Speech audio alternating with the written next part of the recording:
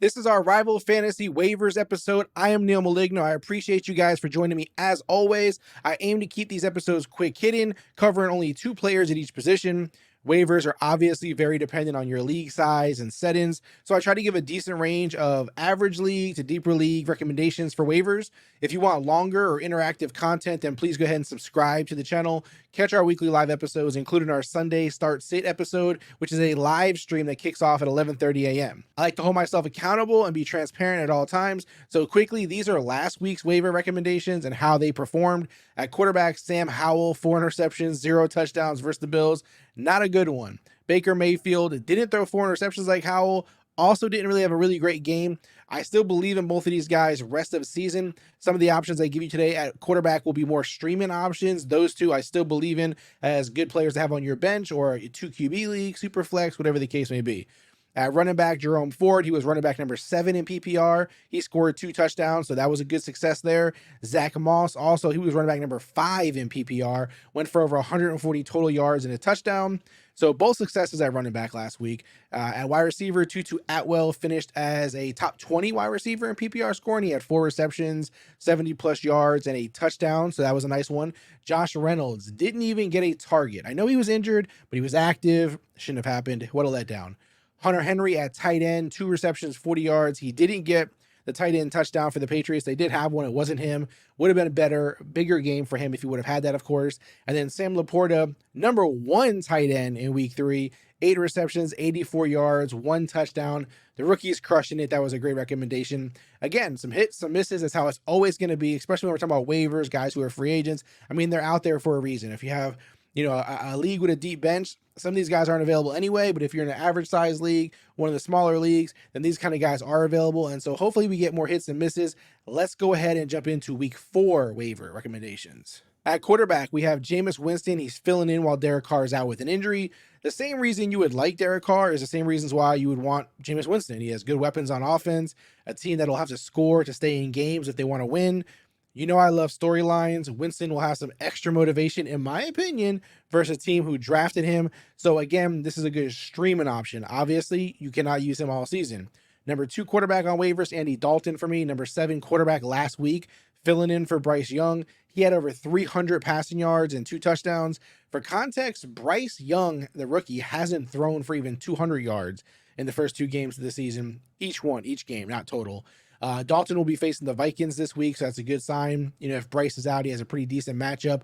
Again, Andy Dalton had things moving. I don't know if the Panthers did anything different for Andy Dalton than they did for Bryce Young, but the offense was a little more better flowing. I think he had some better protection. We'll see. It's just important to keep an eye on Bryce Young, whether he's going to play or not. They might keep him out, just to keep this offense flowing, to keep this team on a positive note, and just to give him time. There's no reason to rush him back. But again, important to note, these are both streaming quarterbacks only. These are not options for the entire season. So only make these moves if you absolutely need a quarterback this week. They are not like my recommendations last week. Again, Baker Mayfield, Sam Howell, I believe in them having more good games than bad the rest of the season. I would say have them on your bench in a deep enough league. Start them in 2 QB league, super flex. But again, Jameis Winston, Andy Dalton, really just streaming options. Let's move on to running back. We have A-Chain, of course, monster week 3. Absolutely went crazy. My thing is this. Don't let it gas you up too much. Sure, A-Chain crushed it. Now, we know he has it in him, and the Dolphins know how to use it, and they know he has it. With that being said, the team still has good running backs. Raheem has been good this season as well. They aren't, going to just give the workload away, right? They're not just going to go, hey, A-Chain. The other running backs have been doing well. Another guy's come back from injury, but you just go ahead and take all the workload. It's not how it's going to work, right? So a lot of times in waivers, we get players like this who go absolutely insane, and then we expect it. And in this case, there's no way you can expect him to keep doing what he did last week. It was a 70-point game for them, for the Dolphins. But just in general, don't assume that A-Chain is just going to come in and take the job over completely. The other running backs are playing well. This offense is just fast, lots of playmaking players. They're not going to stop that for any reason. So don't get too crazy. Just be realistic with it. Keep your expectations realistic. This will be a running back by committee, week in and week out. More than likely, you'll have weeks where A-Chain goes off, then Raheem Mostert goes off. Listen, they're both going to do okay some games. Nothing like what took place in week 3 is going to happen again. I mean, I hope not for whoever they play against, but you cannot predict it. You can't rely on that or expect it. The next running back is Zeke Elliott. It's funny because when he was playing with Tony Pollard the last couple seasons, especially last year, I had enough of him. I, wanted him out of there. I wanted Tony Pollard to get all the work. Now you move him to New England where Stevenson's there. I don't have the same love for him that I do have for Tony Pollard. So the work Zeke is getting isn't bad to me. I like it. I think he's doing well with it. I don't know if that workload will stay consistent, if it will increase at all. Obviously, there's always the case of injuries where that would really increase, Zeke's, potential in the offense. But as long as he gets work similar that he did to week 3, then there's a real chance that, Zeke is definitely flex worthy for you. It's an interesting thing. I just mentioned Jameis Winston and the motivation to play his old team. They're playing the Cowboys this week, New England. I don't feel as comfortable with, Zeke in that game because that is a tough defense.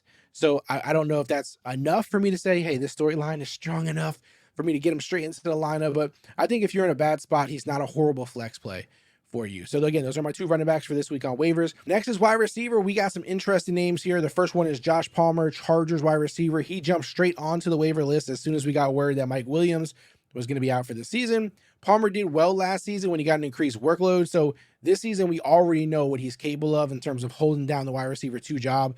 I know you're probably asking, hey, Neil, what about Quentin Johnson? The rookie that they were really excited about drafting. I get it. Like, it's not, we don't want to ignore him. We would assume that some people would assume that he would just take Mike Williams' role. Like, he's a very similar style of player. I don't see it. I need to see the Chargers believe in him before I believe in him. Up until this point, it hasn't seemed that way. I don't know if they're just trying to move him along slowly. They have lots of capable wide receivers. Keenan Allen is, just going off on a week-to-week basis. Again, if I had to choose between the 2, I'm going Josh Palmer. But it's not bad to gamble on Quentin Johnson if you have to. I mean, especially, again, in deeper leagues, if he's available. He's probably not in, he's definitely not in dynasty leagues. He's definitely not in leagues that are, too deep. He's not going to be available. But if you're in an average size league, he should be out there unless someone's just been kind of holding on to him to wait and see. I don't see why they would be. So he's going to be available in leagues. My second wide receiver recommendation is DJ Chark. He's back healthy as he's been in a while. Andy Dalton got him out there, hit him with 11 targets in week 3. He only caught 4 of them, which means we have room to grow here to do better, but he still made noise. He had 80 plus yards and a touchdown.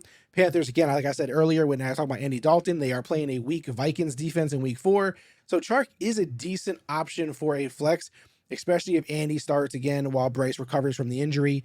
I like it more when Andy starts over Bryce. As of right now, I just need to see more from Bryce Young, and the offense hasn't popped like I wanted it to. So guys like DJ Chark have more success with the veteran quarterback, in my opinion, right now.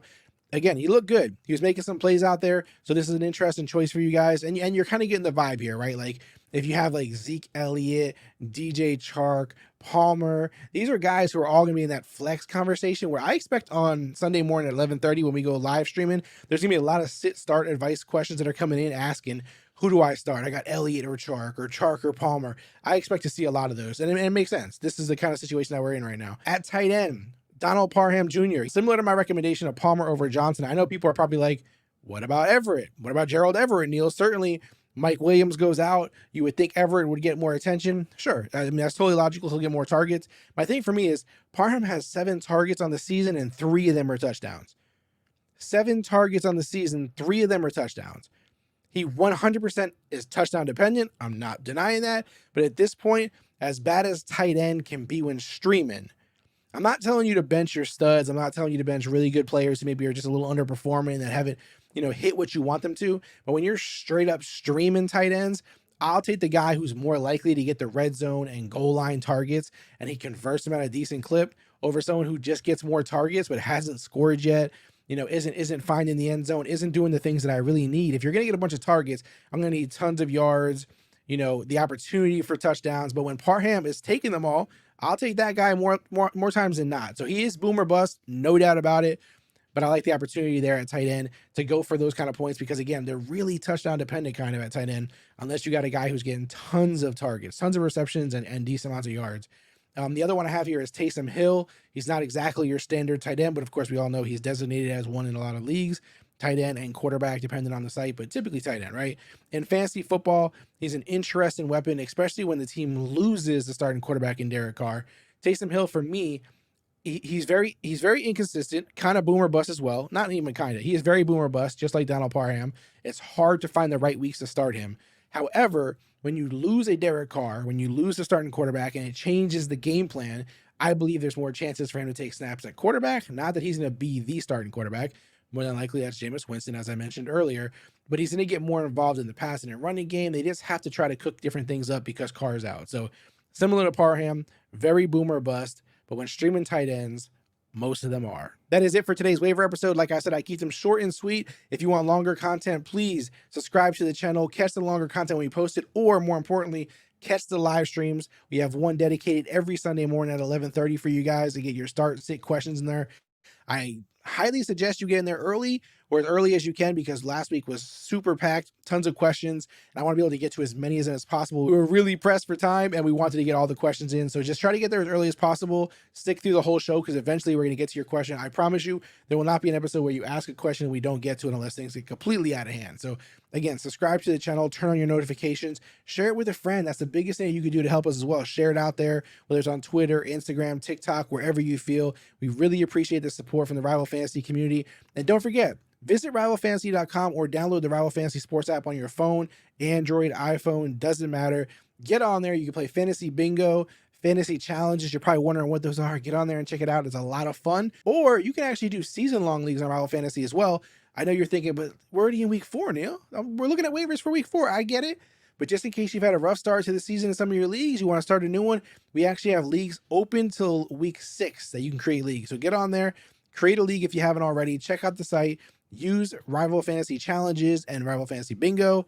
That is it for today, guys. If you drop a question in the comments, I will answer that as well.